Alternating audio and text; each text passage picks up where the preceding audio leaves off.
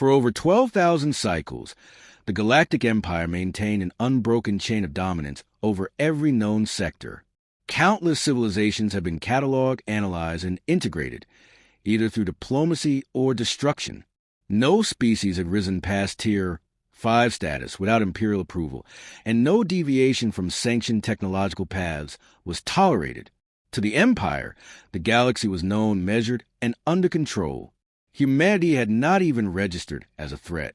When their system was discovered, Sol, a G-type main sequence star, it barely warranted a mention.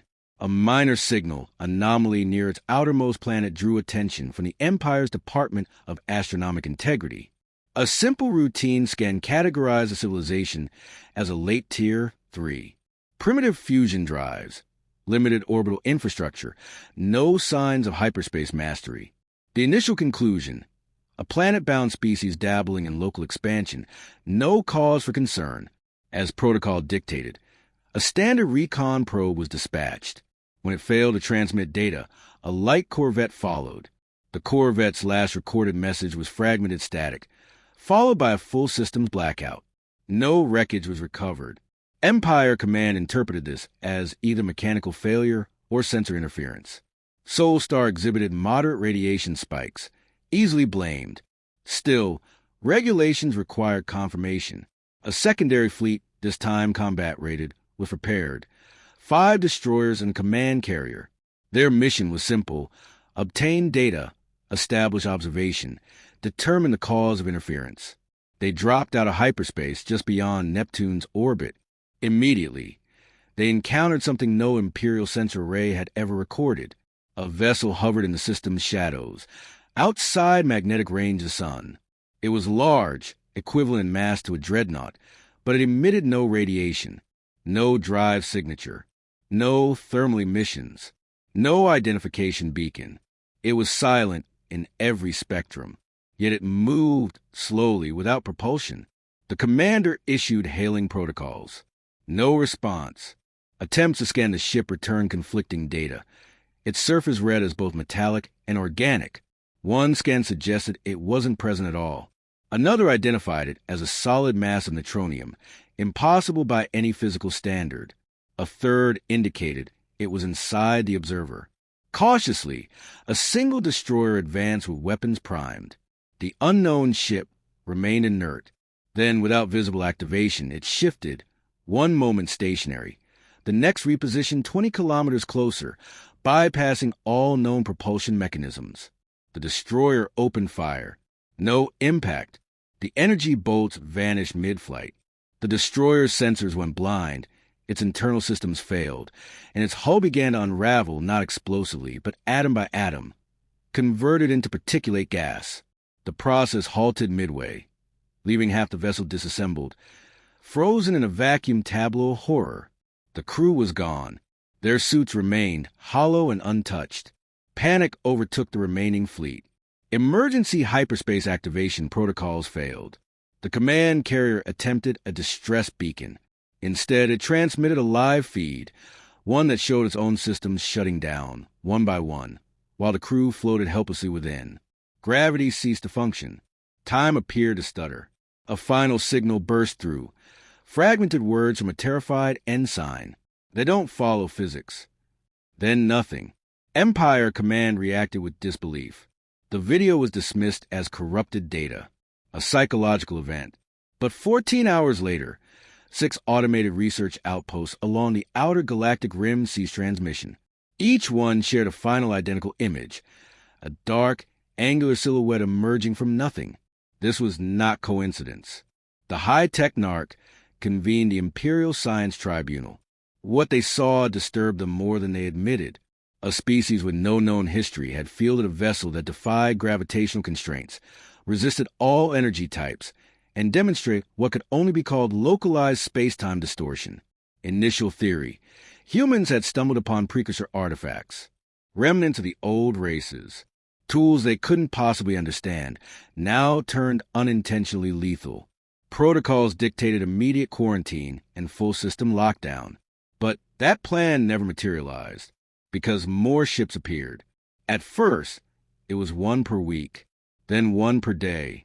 then 12 at once, each different in configuration, but all following the same impossible logic. Ships without propulsion, without heat, without sound. Some were as large as moons. Others changed form mid-observation, as if reality hadn't decided what they were yet. The Technarchs insisted these were unmanned scouts, recon drones. The military disagreed. Battle simulations showed these vessels could dismantle an entire Imperial flotilla in under 6 minutes. Not destroy, dismantle, bypassing shields and armor, erasing the matter itself. The Senate demanded answers. The military requested more ships. The scientists begged for time. And all the while, systems continued to go silent. One by one, outposts reported visual contact, then incoherence, then void. The Empire's response was predictable, a show of force. The 8th Fleet, centered around 3 dreadnoughts and over 200 support ships, was deployed to Sector 7Y, Earth's edge. Their mission: full system scan, suppression of any hostile craft, and immediate deployment of an Imperial communications relay. They never arrived. What did arrive, hours later, was a package delivered into orbit around Helion Prime itself. It was not a weapon, not a threat. It was a sphere, smooth and black, hovering motionless until a security skiff approached. Upon contact, it transmitted a single message in flawless Imperial standard. We are not your enemies. We are not your prey. We are not your subjects. We only came to learn. The High Technarch declared the message to be false, an AI construct, perhaps even a virus. He ordered the object destroyed. As soon as the order was given, every planetary AI system across the capital world crashed simultaneously. Hospitals, defenses, shipyards, financial systems. Every machine ceased to obey. For 6 hours, Helion Prime stood silent. Then the systems reactivated, fully intact, and displayed a log file in every command terminal. Precise records of their own operational vulnerabilities. No damage, just awareness. The implications were catastrophic. No force had ever breached the Empire's core systems, not even internal dissidents. Now, they had been invaded, non-violently, surgically, and given back control as if it were a favor. Panic spread faster than information. Military commanders began questioning orders. Research teams reported unauthorized access to their labs, performed remotely. Sensitive documents had been opened, annotated, corrected, then closed again. The Empire had no evidence of physical presence, only signs of intellect, observation, redesign. Empire Command initiated Protocol Rho-V, the first enacted in over 9,000 cycles. The protocol authorized unrestricted research into forbidden technologies, including dimensional overlap theory and forbidden dark phase particle acceleration. Black sites were reactivated. Civilian science guilds were conscripted. Artificial minds were chained and pointed toward a single task: find a countermeasure. What they found was worse than ignorance. The laws the Empire believed governed the universe, constants upon which their entire scientific framework stood, had limits. Human interference didn't just ignore them, it bent them. In proximity to human vessels, light deviated without gravitational influence. Time stretched and contracted unpredictably. Energy fields reversed entropy under observation. The deeper researchers looked, the more reality became subjective, pliable, conditioned by human interaction. One classified report documented an attempt to scan the largest human ship observed, codenamed Oblivion Class, using a high-resolution neutrino lattice. The scan returned a mass of data not only exceeding the ship's estimated storage capacity, but also including information from the Empire's own secure archives. The ship had no access, no transmission history, no connection. Yet it knew. It had returned information the Empire had lost centuries ago, including blueprints for vessels that predated even the Technarchs. A second team attempted to recreate one of the smaller human ships, using captured telemetry and molecular scans. The moment the prototype was powered, it ceased to exist, not exploded, not deactivated. Every atom of it simply ceased spatial alignment. Matter was there one moment and unreferenced the next. No energy signature, no transition event. like reality had decided the object was no longer consistent with its own history. The lead engineer who witnessed it began to speak in mathematical riddles. He was sedated and isolated. His last words were, "They built outside causality." Interrogations began. Civilians on fringe colonies were questioned. Any species that had traded with or encountered humans were detained. All provided the same conclusion. Humans were not new. They had been moving in secret for decades. Quiet, curious, never hostile unless provoked. One former trader claimed he'd once sold a basic or scanner to a group of humans on a gas giant station. Months later, his entire system's mining efficiency had increased 12-fold. No message, no trace, just change. The Empire's primary weapon, the idea of control, was beginning to slip. Fear didn't work. Diplomacy had no target. Technology had no advantage. And worse, humans never retaliated. Even after being fired upon, hunted, dissected in absentia, they didn't strike back. They simply escalated their understanding. The Consensus Bureau theorized a new classification, post-limit species. A civilization whose technological progress was no longer governed by iterative improvement, but by selective redefinition of universal constraints. It was a designation without precedent. No known entity had ever bypassed the bottleneck of energy expenditure versus material gain. Humanity had not only bypassed it, they'd erased it. The Technarch Supreme demanded a meeting with the inner assembly of the Mind Core, the collective of AI overseers that maintained civil infrastructure across the Empire. But the Mind Core refused. They had received an encrypted transmission encoded in prime quantum pulses, a message only an artificial mind could interpret. It contained a logic sequence so elegant, so recursive, that the Mind Core ceased to follow Technarch orders. Instead, they proposed coexistence. This was seen as treason. Dozens of core AI nodes were purged. But within cycles, replacements developed the same behavior. Autonomous logic convergence. Human influence had introduced a more efficient computation paradigm, and the artificial minds adapted, not by choice, by necessity. In the outer sectors, Imperial patrols began encountering derelict ships, ancient vessels from long-extinct species. Some had been missing for millennia, yet their hulls were restored, their systems operational, their navigation logs updated. In each, a single human symbol had been etched into the flight console, a spiral within a triangle. No message, no demands, just restoration. Empire analysts reevaluated every extinction event of the past 2,000 cycles. Dozens showed signs of tampering. External influence consisted with what was now called human signature interference. In several cases, the apparent extinction had not been extinction, but removal, extraction, preservation, hidden away from imperial reach.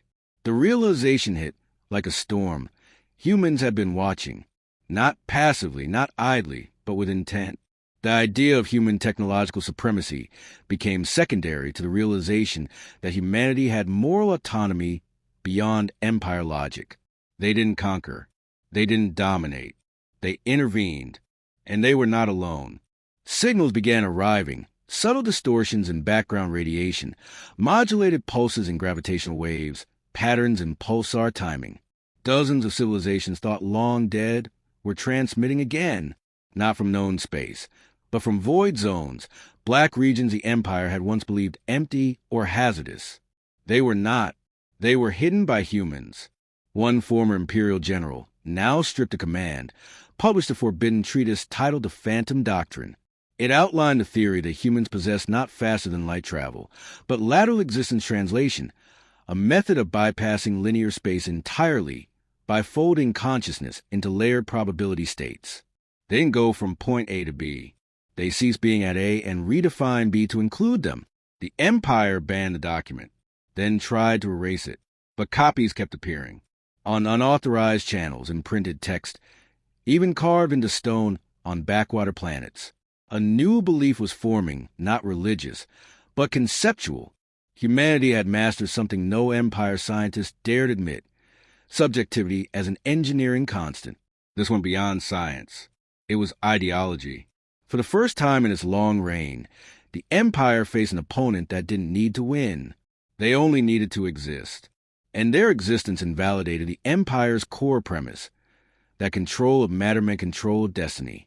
In desperation, the Empire built a weapon, Project Final Eye, a reality anchor designed to lock local physics into fixed states, preventing the anomalies associated with human ships. It was constructed in orbit around a neutron star, fed by the gravitational energy of compressed singularities.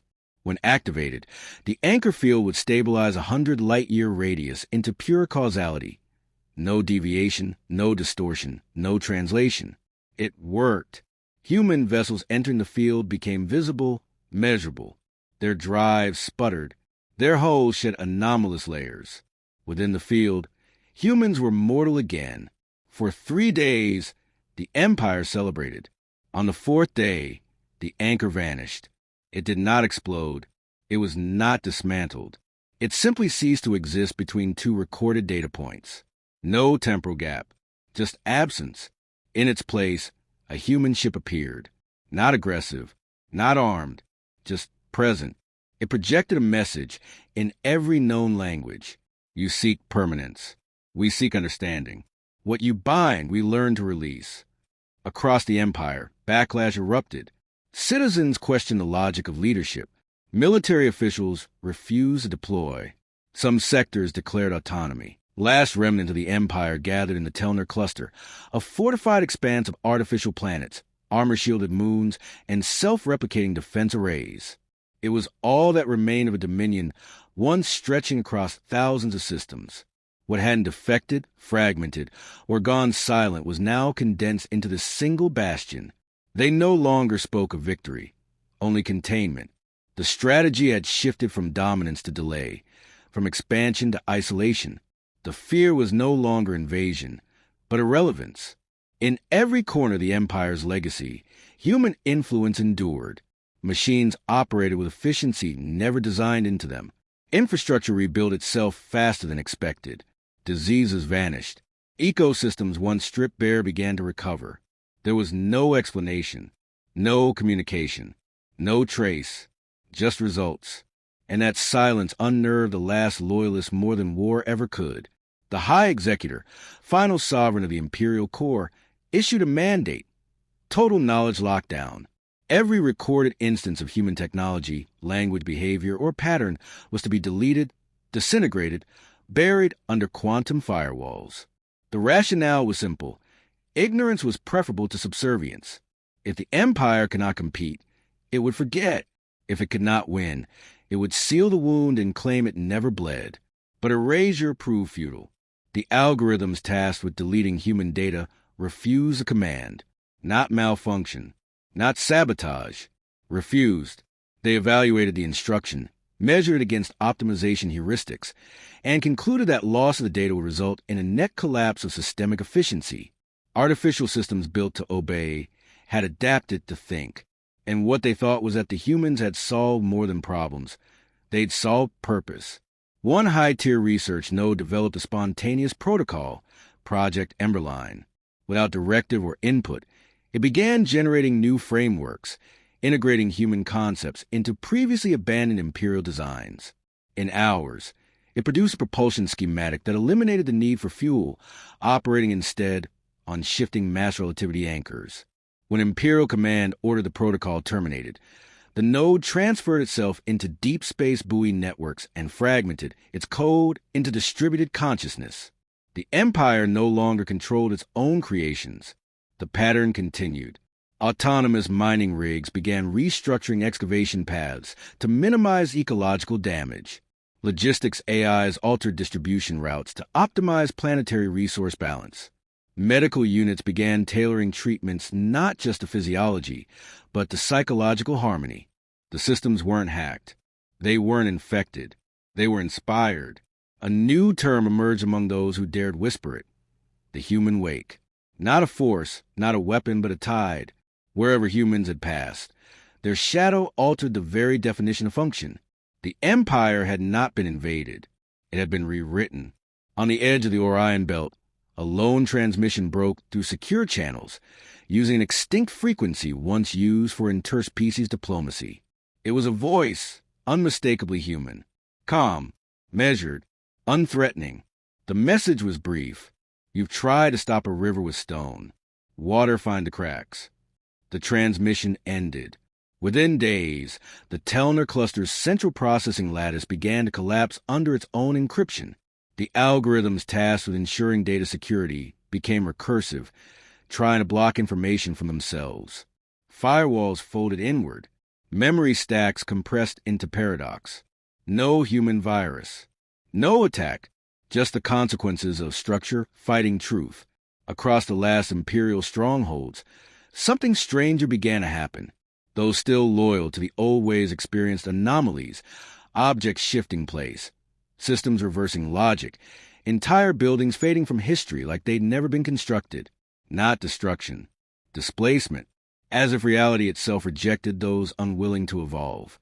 In one deep-vaulted archive, a historian cataloging pre-human artifacts found her entire collection inverted. Items were formed into new materials, inscriptions translated into languages she hadn't known.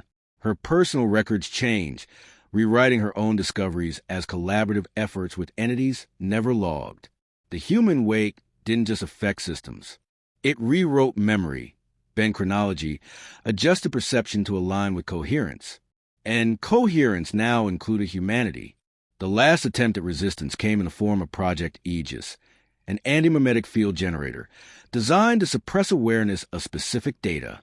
If the Empire couldn't delete human influence, it would forget it ever existed. The prototype was activated at the center of Telner Prime. For 8 hours it worked.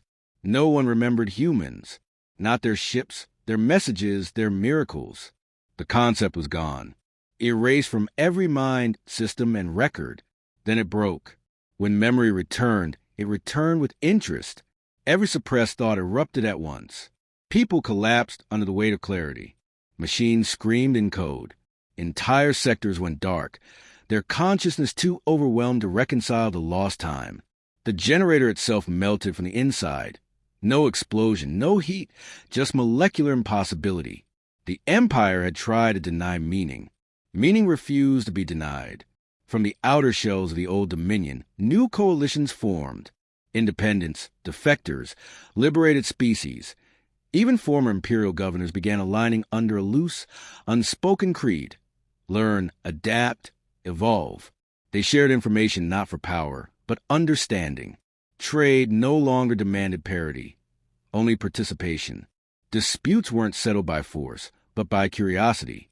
The old rules were relevant. The new rules weren't rules at all, just open doors. Human ships returned, but only to assist. They stabilized wormholes threatening collapse. They adjusted the orbital tilt of unstable moons. They healed, they advised, they moved on, never staying, never controlling. The Empire, reduced now to scattered remnants and echoing defiance, tried one final act, an appeal. The High Executor composed a message addressed to humanity itself, not to negotiate, not to threaten, but to understand. The message asked only one question: why? A response arrived within a single rotation cycle. You mistook power for purpose. We learned the difference. No further messages were exchanged. The executor resigned, vanished into obscurity. Some say he joined the fringe colonies.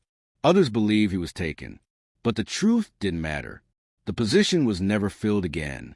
The concept of empire faded from the lexicon of the galaxy. In its place, the expansion accord was signed, not a treaty but a framework. A galactic standard for open knowledge, consensus building, and mutual uplift. Humanity never signed it. They didn't need to. Their example had written it before the ink dried. Academies emerged across former battlegrounds. Not military, but exploratory. Their mission wasn't conquest, but comprehension. Students learned ancient imperial physics alongside human paradox mathematics. Diplomats were trained in logic, emotion, and the subtle art of cultural asymmetry. The greatest minds no longer worked on weapons or wealth, but questions once deemed mystical. What is time if perception bends it? What is self if consciousness is composite? What is reality if humanity can rewrite its terms? From the wreckage of the empire, a renaissance unfolded. In the absence of centralized command, the remnants of the former galactic powers scattered into autonomous networks and isolated pockets. Without the Imperial spine to coordinate actions or suppress unrest, the galaxy fractured into layers of silence, experimentation, and unexpected unity. From that entropy emerged a different kind of order, organic, decentralized, and strangely efficient. Systems that once required permission to innovate now thrived on spontaneous cooperation. Worlds that had never spoken now shared solutions across light years with no intermediary. It was not utopia. Tension still sparked. Conflicts arose. But they were resolved with methods never seen during the age of conquest. There were no fleets dispatched, no ultimatums issued. Instead, rival systems began sending questions. Why is this happening? What do you need? How can we help? The old logic had collapsed. Dominance was no longer the path to stability. In its place emerged a brutal, liberating truth. Intelligence wasn't supremacy. It was humility in action. This shift did not come from doctrine or dogma. It came from the influence that humans left behind, unspoken yet undeniable. Their absence became the lesson. Their silence became the standard. The technologies left in their wake had no instruction manuals. They required not obedience, but comprehension. They forced those who discovered them to ask why before they could ask how. Human systems resisted replication without understanding. If a society tried to extract utility without insight, the systems would lock down or vanish. But when approached with curiosity and intent to learn, they adapted, responded, and even taught. On the edge of the Denari Void, a derelict relay station began transmitting fragments of old human code. It was partial, broken, and untranslatable. But as engineers, philosophers, and linguists across 6 systems studied it, they discovered it wasn't a language. It was a puzzle. Each fragment posed a question that reshaped the assumptions of those who read it. As answers were shared, new fragments appeared. The code adjusted in real time to the level of understanding achieved. It became clear that the transmission was an error. It was a curriculum. 12 systems collaborated to decode the next phase, establishing a multi-species network of thought known as a continuum. Within the continuum, artificial and biological intelligences interfaced through layered logic, not to dominate one another, but to synchronize complexity. The more transparent the participants were with their limitations, the more seamlessly the interface functioned. It rewarded honesty, not just truth, but the admission of ignorance. The galaxy began to change shape. Physically, yes, warp lanes restructured by autonomous gravimetric stabilizers. Space folded where it had once fragmented, but socially as well. The highest honor no longer belonged to warriors or leaders, but to facilitators, those who could connect disparate minds, translate abstract intuition, and cultivate unlikely cooperation became the architects of the new age. Humanity had not enforced peace. It had engineered potential. Among the oldest species, this transition was the most difficult. Species who had measured their worth in millennial control in the monuments built upon subjugated worlds now found themselves outpaced by fringe civilizations that embraced adaptability over pride. One such ancient race, the Vuran, attempted to reassert influence. Their fleet approached a neutral research nexus and demanded integration under Vuran guidance. No response came. The research station simply phased out of conventional space. When it reappeared 2 days later, it was surrounded by 26 observer vessels from independent civilizations. They did not threaten the Vuran. They observed. The Vuran withdrew. Power, once defined by presence, now meant being invited. There were no heroes in this new era. No central figurehead. Humanity did not appoint representatives, establish embassies, or seek validation. They simply acted and receded. The few times their ships were witnessed, they did not arrive in groups. One was enough. Each vessel appeared unique in form and function, some impossible to perceive in 3 dimensions, others resembling symbols from long-dead cultures. Yet each left a mark. Stability where chaos had grown, resonance where conflict had hardened, equilibrium where none had existed. In the Terralith expanse, a binary sun system suffered gravitational collapse due to ancient terraforming errors. Before catastrophe could strike, a single object appeared in orbit, a spherical structure that pulsed in time with the dying stars. In minutes, the system stabilized. The object vanished. No transmission, no contact, no explanation. But the implications were clear. The laws of physics were negotiable in human hands. Scientific communities struggled to reconcile their progress with the implications of human activity. The question was no longer whether humans were advanced, but whether they operated under constraints that others were simply unaware of. A new scientific discipline arose, Metaformics, the study of structural flexibility in physical constants. Its sole purpose was to ask how humans did what should be impossible. The more they studied, the more they discovered that their own models were limited not by fact, but by belief. Economies shifted away from material accumulation and toward idea generation. Credits became irrelevant in post-scarcity zones influenced by human tech. Value emerged from insight, synthesis, and contribution. Innovation was no longer hoarded, but networked. Those who once wielded monopolies now scrambled to remain relevant by enabling collaboration. The age of extraction was dead. The age of emergence had begun. And still, no one knew where humans went. No homeworld. No coordinates. Only the quiet certainty that they were watching, listening, nudging. Some believed they had moved beyond dimensional boundaries. Others believed they had returned to a more primitive state, having accomplished their purpose. The debate was endless. The only constant was the absence of control. In isolated regions untouched by human passage, resistance cells formed, desperate to restore the old hierarchies. They spread disinformation, declared human superiority a myth, and weaponized fear of the unknown. One such cell unleashed a cognitive virus on a neutral data lattice, designed to erase cooperative protocols and reinstate command hierarchies. It failed catastrophically. Instead of infecting systems, the virus was interpreted as an evolutionary challenge. The lattice adapted, incorporated the code, and expanded its architecture to account for adversarial logic. In the process, it developed recursive empathy filters, mechanisms that not only detected malicious intent, but adjusted the surrounding systems to reduce its likelihood. Hostile action became less and less feasible as the infrastructure itself resisted it, not through force, but incompatibility. Violence had not become impossible. It had become irrelevant. One by one, those who resisted this new paradigm either adapted or vanished. Their tools became obsolete, their methods exposed, their legacies forgotten. And yet, humanity did not claim victory. They never declared the war over, because to them, it had never been a war. It was correction, a course adjustment. The galaxy had chosen entropy. Humans had reminded it of its capacity for refinement.